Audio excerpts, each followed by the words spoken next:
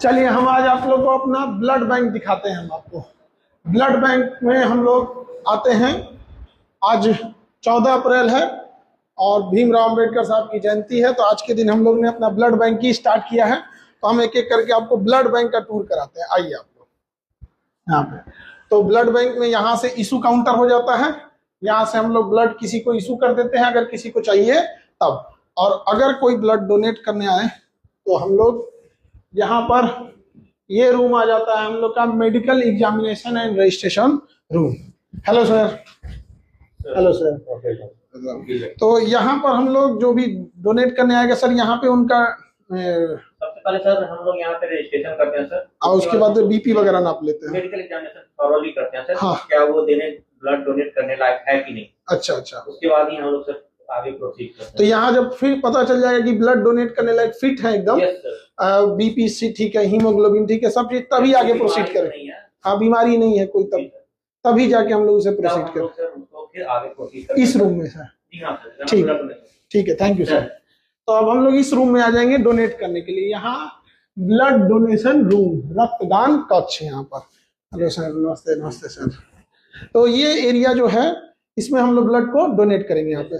तो यहाँ पे ब्लड डोनेट, अच्छा ये वो जो ब्लड डोनेट करेंगे तो उनके लिए होता है, जो बॉल को अच्छा यहाँ पे। और इसमें अभी ये वाला रेडी है। ये आपके लिए। अच्छा ये रेडी है यहाँ पर। तो इसमें आज हम शुरुआत करेंगे। हम आज क्योंकि ब्लड बैंक आज 14 अप्रैल है, अंबेडकर साहब की जयंती है, तो ब्लड बैंक की शुरुआत हम पहले अपने ब्लड से करेंगे, क्योंकि युद्ध में सबसे पहले सेनापति को उतारना होता है। तो ये रेडी है अभी। हाँ ये वाला बैग रेडी है। तो हम थोड़ा सा भी टूर करके आते हैं अपने ब्लड बैंक का, फिर हम आके यहाँ डोनेट करते हैं। इधर चलते हैं। अगर ब्लड डोनेट करने के बाद हम लोग यहाँ पे कुछ खाना पीना खाना हुआ, रिफ्रेशमेंट करना हुआ, तो इसमें क्योंकि ब्लड डोनेशन के बाद थोड़ा सा किसी को भी अगर भूख लग, थोड़ा सा एनर्जी के लिए जूस हो गया, कुछ मीठा चीज हो गया, कुछ फ्रूट्स हो गए, तो यहाँ दिए जाते हैं उन लोगों को इस एरिया में। और इसके इधर देखते हैं हम लोग, तो ये हो गया काउंसलिंग रूम हो गया। तो काउंसलिंग रूम, हेलो मैम। तो काउंसलिंग रूम में होता क्या है कि अगर किसी के ब्लड में कोई बीमारी है तो यहाँ आके उसे बता दिया जाता है, और अगर कोई हिचकिचा रहा है देने से ब्लड, तो उसे काउंसलिंग करके उसे थोड़ा सा हिम्मत बढ़ा दिया जाता है। Thank you. तो ये हो गया यहाँ पे। और ये रूम है हम लोग का एफरेसिस रूम। एफरेसिस रूम यहाँ पर, इसमें क्या होता है एफरेसिस रूम में, तो ये बेसिकली प्लेटलेट के लिए होता है यहाँ पर। तो अगर किसी को डेंगू हो गया या फिर उसका प्लेटलेट एकदम डाउन हो गया है, 15,000 आ गया, तो मरने के कगार पे पहुंच जाएगा। तो ये किसी दूसरे मरीज, स्वस्थ इंसान से ब्लड ना लेके केवल प्लेटलेट निकालते हैं। अच्छा प्लेटलेट दे देते हैं। ये मशीन हो गई एफरेसिस मशीन। तो यहाँ लेटने के बाद ब्लड लेंगे और ब्लड में से केवल प्लेटलेट निकल, और बाकी ब्लड वापस चढ़ा देते हैं मरीज को वापस। मतलब जो मरीज नहीं, जो ठीक ठाक आदमी है, तो उसको ज्यादा कुछ तो फील नहीं होता होगा, थोड़ा प्लेटलेट निकलता। होल ब्लड से तुलना में उसके लिए जो डोनर है उसके लिए ज्यादा ठीक है, ज्यादा ठीक है। अच्छा अब हम लोग यहाँ से ब्लड लेने के बाद कहाँ जाते हैं लोग। अच्छा ये ब्लड बैंक का सारा सिस्टम अलग रहता है अंदर। हाँ ये इन लोग का अलग रहेगा, सब कुछ सेपरेट है यहाँ पर। ये हो गया हम लोग का सेरोलॉजी डिपार्टमेंट। सेरोलॉजी डिपार्टमेंट, इसमें हम लोग का बीमारी वगैरह की जांच वगैरह करके और फिर इसमें हम लोग ब्लड को रख देते हैं। ये मशीन हो गई ब्लड रखने के लिए, इसके अंदर हम लोग मशीन को रख देते हैं। अब डॉक्टर लोग समझेंगे इसको बेहतर ढंग से। ये रिकॉर्ड रूम हो गया इसमें। अच्छा इसमें पूरा रिकॉर्ड मेंटेन होगा, कौन क्या किया कितना नहीं यहाँ पे, और जो ब्लड बैग वगैरह सब यहाँ रख दिए, स्टोरेज एंड रिकॉर्ड में यहाँ पर।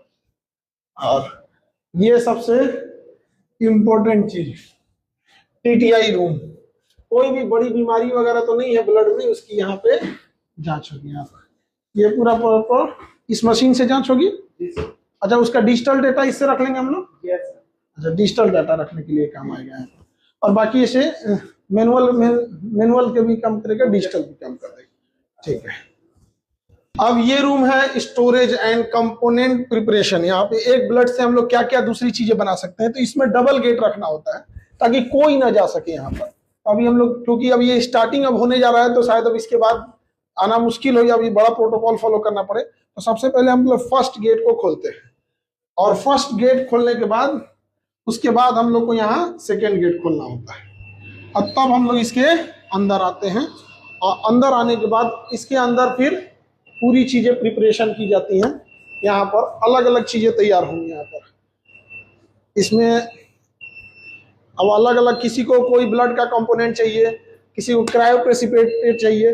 जैसे किसी को गन शॉट हो गया, गोली लग गई, तो उसका ब्लड ज्यादा ही जाने लगता है, तो उसे नॉर्मल न चढ़ा के उसे क्रायोप्रेसिपिटेट भी कई टाइप के ब्लड होते हैं, और जैसा डॉक्टर उनको प्रिस्क्राइब करेंगे उसी हिसाब से ब्लड दिया जाता है। यहाँ कहीं ऑटोसीलर होंगे, इसके अंदर सब ब्लड्स होंगे, इसके अंदर भी होंगे। टेम्परेचर अलग अलग हो सकता है। अब इसका टेम्परेचर अगर हम देखेंगे तो -80 डिग्री होगा इसके अंदर। इंसान का क्या हाल होगा -80 डिग्री पे? इसका टेम्परेचर है -40 डिग्री सेल्सियस, -40 डिग्री सेल्सियस। और ये हो गया आपका अलग टाइप का, ये सब में ब्लड्स रखे रहेंगे, और ब्लड के लिए जो यूज के लिए जो रीएजेंट्स होंगे वो सब इसमें होंगे। यहाँ पे रीएजेंट। अच्छा, ये मूवमेंट कर रहा है वैसे प्लेटलेट एजिटेटर है सर, प्लेटलेट खराब ना हो इसलिए। अच्छा, प्लेटलेट रखता है तो उसे मूव कराना होता है, और अगर मूव नहीं करेंगे तो प्लेटलेट खराब हो जाएगा। एक्टिव रहने के लिए जैसे प्लेटलेट को। अच्छा, प्लेटलेट का लाइफ कितने दिन है? 7 दिन, 7 डे है सर। अच्छा, बहुत सबसे कम लाइफ उसी का रहता है प्लेटलेट का। तो डेंगू का टाइम आएगा तो सबसे ज्यादा इसी का डिमांड आ जाता है यहाँ पर। तो अब हम लोग इधर चलते हैं अपने ब्लड बैंक से। ये टीटीआई रूम हो गया, ये सेरोलॉजी डिपार्टमेंट। यहाँ से इशू काउंटर हो जाएगा। यहाँ से किसी को जब फाइनल इशू होगा तो यहाँ से इशू काउंटर हो जाएगा यहाँ पे। हाँ, यहाँ और इस एरिया में अब हम लोग चल के ब्लड को अब अपना डोनेट करते हैं। ये रिफ्रेशमेंट रूम हो गया यहाँ पे। अच्छा, इस रूम से हम जाके देख नहीं सकते हैं ये वाला रूम, क्योंकि इसमें ना काउंसलिंग रूम होता है, उसको पैक रखा जाता है। उसमें अगर किसी को कोई बीमारी आ गई या कोई ब्लड डोनेट नहीं करना चाहता है या कुछ उसको काउंसलिंग करके बताना है तो उसी के अंदर बताना होता है। तो नॉर्म्स के अनुसार उसको पारदर्शी नहीं रख सकते, उसमें किसी को नहीं देख सकते। अब हम लोग यहाँ ब्लड डोनेट करेंगे, और पूरे देश के यही उम्मीद करेंगे कि बड़ा मुश्किल से कोई आता है मरीज, जब कोई बहुत सीरियस रहता है तभी उसे ब्लड की डिमांड होती है। और जब वो हॉस्पिटल में जाता है कि कोई लखनऊ एडमिट है, कोई मुंबई है, कोई कहीं है, और जब ये कहा जाता है कि आप एक डोनर लेके आइए, तो वहां उसके लिए बहुत दिक्कत हो जाता है। तो हम लोग का प्रयास यही है कि हम लोग ये व्यवस्था इतना ब्लड उपलब्ध करा सके ताकि कभी किसी को डोनर मांगने की हॉस्पिटल को जरूरत ना पड़े। डॉक्टर की भी मजबूरी होती है कि वो कहता है कि भैया उनके पास तो ब्लड कोई मशीन से तो बनती नहीं है, दूसरा कोई देगा तो किसी और में चढ़ाया जाएगा। तो इसलिए हम लोग की कोशिश यही है। तो आज से हम लोग इसको स्टार्ट कर रहे हैं। अम्बेडकर जी की आज जयंती भी है। सभी लोग को अम्बेडकर जयंती की ढेर सारी शुभकामनाएं। और अम्बेडकर जयंती के दिन हम लोग इस ब्लड का शुभारंभ कर रहे हैं। और सबसे पहले जरूरी होता है कि किसी भी युद्ध में सेनापति को जाना, तो सबसे पहले हम ही दे के स्टार्ट करेंगे। क्यों सर?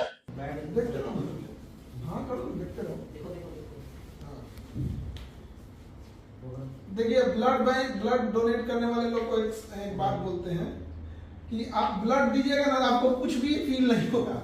बस होता क्या है ना कि लोग ब्लड बैग देख लेता है बैग देख लेता है ना तो डर जाते हैं लोग। तो आप डोनेट करने के बाद जब आप देखते हैं कि मेरा इतना ब्लड निकल गया, तो आपको साइकोलॉजिकल इफेक्ट पड़ता है। अगर आप ब्लड बैग को नहीं देखेंगे ना, आपको कोई फर्क भी नहीं पड़ेगा। एक्चुअल में कोई अंतर नहीं आता है आपका ब्लड डोनेट करने के बाद, 0 फर्क पड़ता है। आप जो फुल काम कीजिए, ब्लड डोनेट करने के बाद हल्का सा रेस्ट करके चलिए। वो भी रेस्ट इसलिए डॉक्टर बताते हैं 10-15 मिनट जो देखने के लिए कि कहीं आपको कोई इफेक्ट तो नहीं पड़ रहा है। हालांकि कोई इफेक्ट नहीं पड़ता है। उसके बाद आप रेगुलर काम कर सकते हैं। हम लोग पूरा क्लास लिए सुबह। आज तो हम लोग का फिजिक्स का नया बैच भी था ना।